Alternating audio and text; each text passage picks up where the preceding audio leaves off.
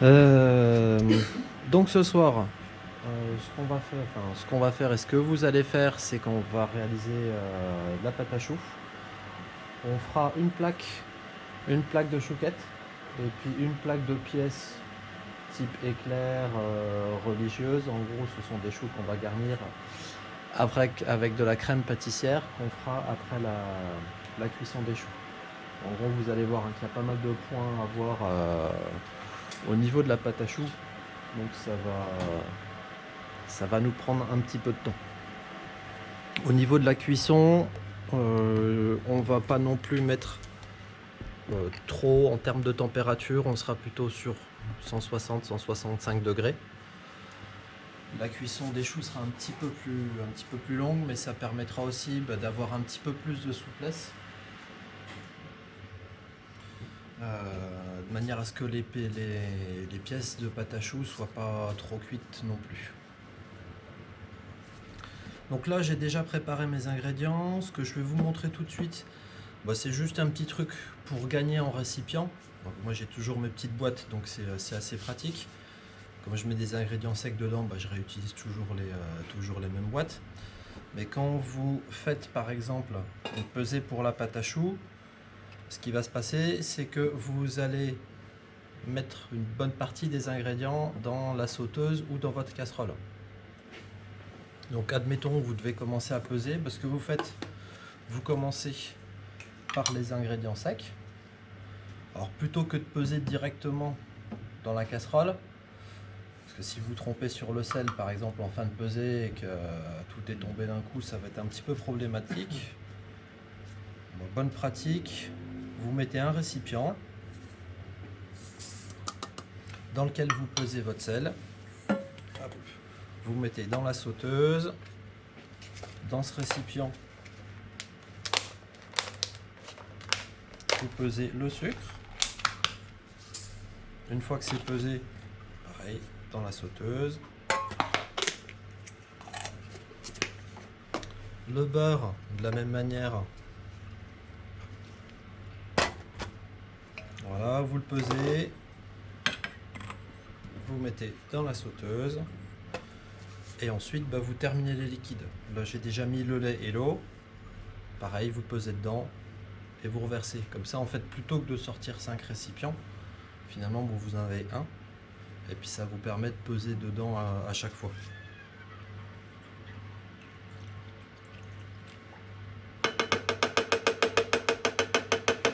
Est-ce que vous avez déjà fait de la pâte à choux?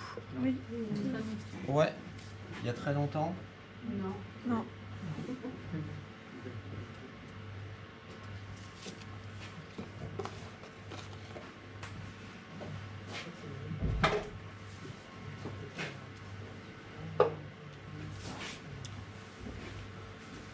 Donc dans un premier temps, moi je vais commencer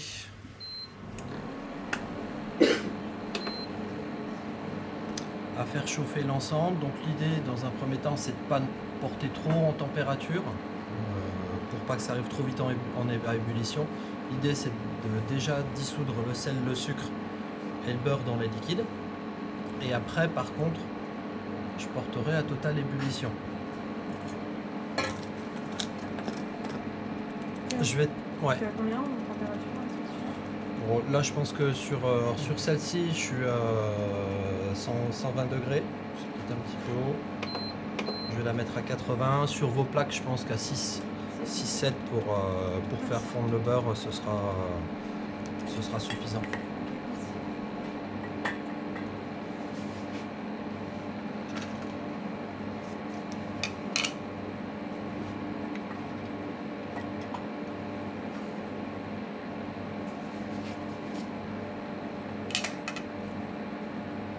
Alors pour mélanger, vous prendrez une palette.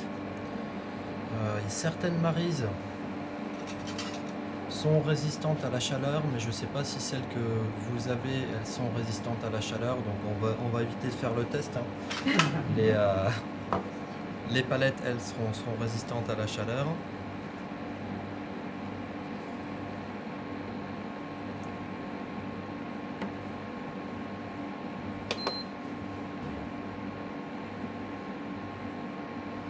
Alors j'ai bien préparé ma farine tout de suite à côté tamisée, parce que quand la partie liquide va arriver totalement à ébullition, à ce moment-là j'ajouterai la farine hors du feu.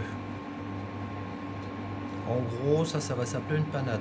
Le principe de la panade, ça va être de mettre de l'amidon dans un liquide bouillant, de manière à ce que l'amidon se gélatinise et épaississe.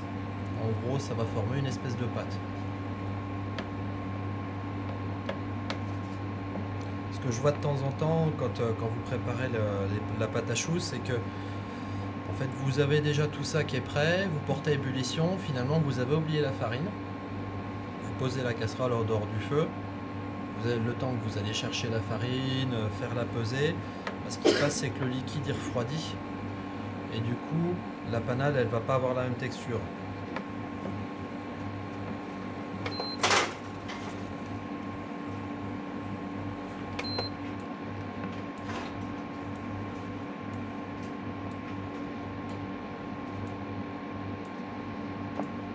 Voilà, je m'assure que tout soit bien dissous et là j'augmente la puissance de la plaque de manière à arriver à totale ébullition. Donc du coup, totale ébullition, hein, vous devez voir que le liquide va monter dans la sauteuse. Je verse la farine en une fois.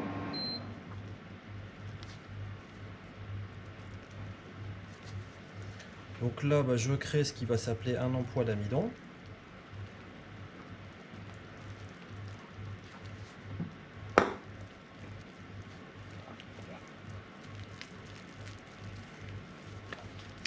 Je mélange de façon homogène, de manière à ce qu'on ne voit plus de petits grains de farine.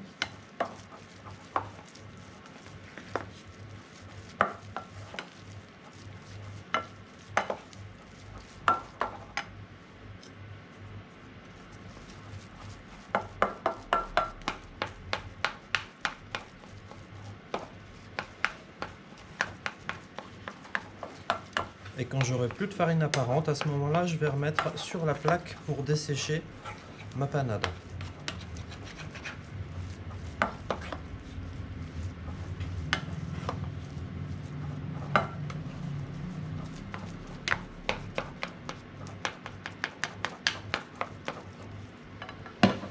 Alors pour dessécher la panade, je dirais qu'on va avoir deux écoles.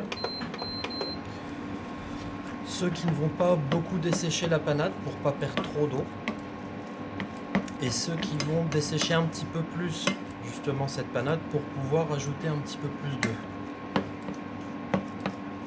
Dans les œufs, on va avoir quoi comme principaux constituants?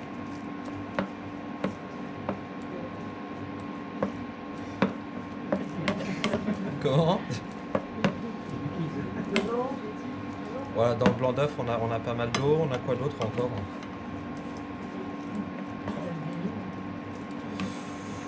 Oui, mais quoi d'autre? Voilà, là on a des protéines et on va avoir de la matière grasse. La matière grasse, en fait, ça va nous apporter un petit peu plus de souplesse. Donc l'idée, en fait, de pouvoir ajouter